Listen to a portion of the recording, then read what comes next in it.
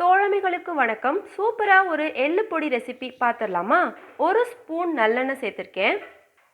10 பூண்டு பல் ரெண்டு ரெண்டாக நான் கட் பண்ணி வச்சுருக்கேன். இதை இதோடு போட்டு கோல்டன் ரோஸ்ட்டாக வர்ற அளவுக்கு நம்ம பொரிச்சு எடுத்துடலாம். சிம்மில் வச்சு பொரிங்க.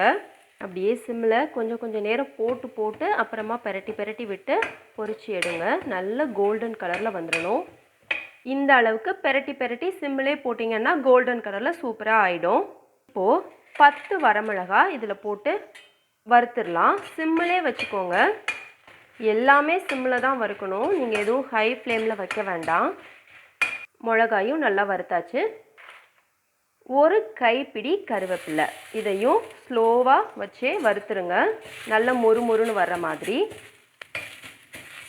கருவேப்பிலை எடுத்து நொறுக்கணுன்னா இந்த மாதிரி நொறுங்கணும். அந்த பதத்துக்கு கருவேப்பிலை பொரிச்சாச்சு. இப்போ எடுத்து தனியாக வச்சிடலாம். அடுத்து 1/4 கப் நான் கருப்பு உளுந்து எடுத்திருக்கேன். இதை நல்லா சிம்மில் வச்சு கோல்டன் கலரில் நம்ம வறுத்து எடுத்துருவோம். உளுந்து இந்த அளவுக்கு செவந்தது. ஒரு சின்ன நெல்லிக்காய் அளவு சைஸ் புளியை இதோட சேர்த்து நம்ம பெரட்டிடலாம்.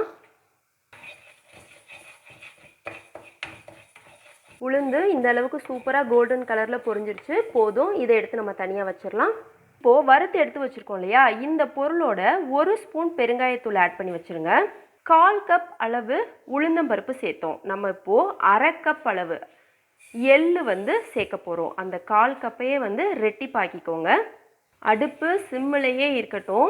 நீங்கள் கிண்டிகிட்டே இருந்தீங்கன்னா அந்த சூட்டுலேயே எள்ளு ஈவனாக படப்படன்னு பொரிய ஆரம்பிச்சிடும்.